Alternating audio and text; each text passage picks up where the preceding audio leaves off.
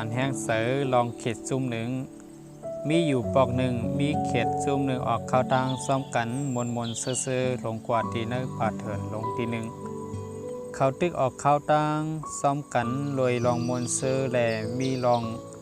กำให้เข็ดตีเนื้อซุ่มสองตัวอย่าตกกว่าตีเนื้อหูอันลึกลงอันนึงแลมือใต้ก็ขามาตุยว่าหูนั่นมันลึกมอกะหือในเขาก็ลาดเนเขตสองตัวอันตกลงกว่านั้นว่าตกลงกว่าลึกพอเป็นตานนั้นอย่าว่นละว่าตีขึ้นมาไหลเป็กซ้ำว่าจึงหือก็เย้าเขตสองตัวนั้นก็ปากแปดความลาดเจนั่นสิแลคัดเสือและขาก็คัดเสือตาได้เกี่ยวขึ้นอยู่ติ๊กโดยอ่ำถอมกล้ามเสื้ออันลัดเขายอมซุ่มนั้นตอนตาตีออกลุกนั่นมาและปิกซ้ำว่าเขาตีคัดเสือตานหือก็เย้าเขตเสื้ออันอยู่ตั้งเหนือนั้นก็ตึกห้องเสียนลาดเขาอยู่ว่าอย่าไปคัดเสือเย้าละยอมการซุ่มเสียแล้วจึงหือก็อ่ำออกมาไล่ล้อต่อพอมีเขตตัวหนึ่งอันอยู่ในลูกนั้นกึดแปดลองคัดเสือมันเส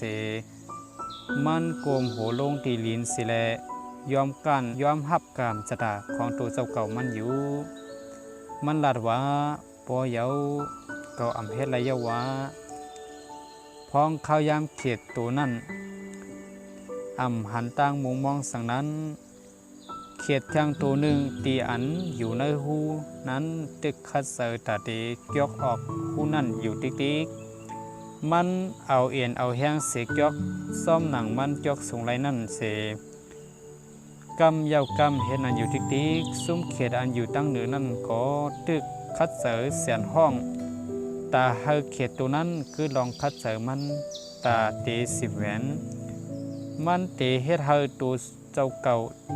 ไล่เจ็บหลายกุ้ยซึ่งหือก็มันออกมาไล่หนังเก่ากึดละอย่ามุ่งมองว่าเขตตัวนั้นตีคืดมันแค้นเกี่ยวแหงเสเก่ากำยาวกำเฮ็ดในเลื่อนสุดมามันก็สั่งออกรถป้วนไหลลุกนั้นเขตต่างตูก็ส่องมาต้องถามมันว่าเมื่อไรยินและไรถอม5อันที่เฮาลัดนั้นเขตตัวนั้นก็สั่งซับแรงปั่นเข่าคำลอยว่าหูเกาคานกมันคุยหูว่าที่อันใต้ก็ห้องลาอยู่นั้นเป็นลองปั่นแห้งเสือมันมาตาเสและมันส่องคอยออกมาไหลพอมาหุบตุยปอดในสึงตอนสอนอาปุ่มโหในก็มันเคยลัดในเฮาว่าความอันเฮาลัดนั้นมันสั่งตุ้มเตอตุ้มย้อนต่อเปิ้นแห้งหนามันสั่งเปลี่ยนแห้งเสือเฮอลูกโตสูและมันเป็นข้อความอันจังจกแกงเสือเปิ้นไหลเหมือนกันย้อนเปิ้นนั้นอ่อนตั้งสุติราชสั่งออกกว่านั้นว้วนเฮอลีข้อความส่วนนั้นมันสั่งเฮ็ดให้จัดป่านเปิ้นรู้ซุ่มและสั่งถึงถ่ายไลสั่งซื้อว่าไอ้ก็ไว้เสียวเขาเก็บวิดีโอหัวในก็อย่าลืมเปิดปันแห้งเลยวิดีโอหัวหน้าค่ะหมายสูงทางเสียงค่ะ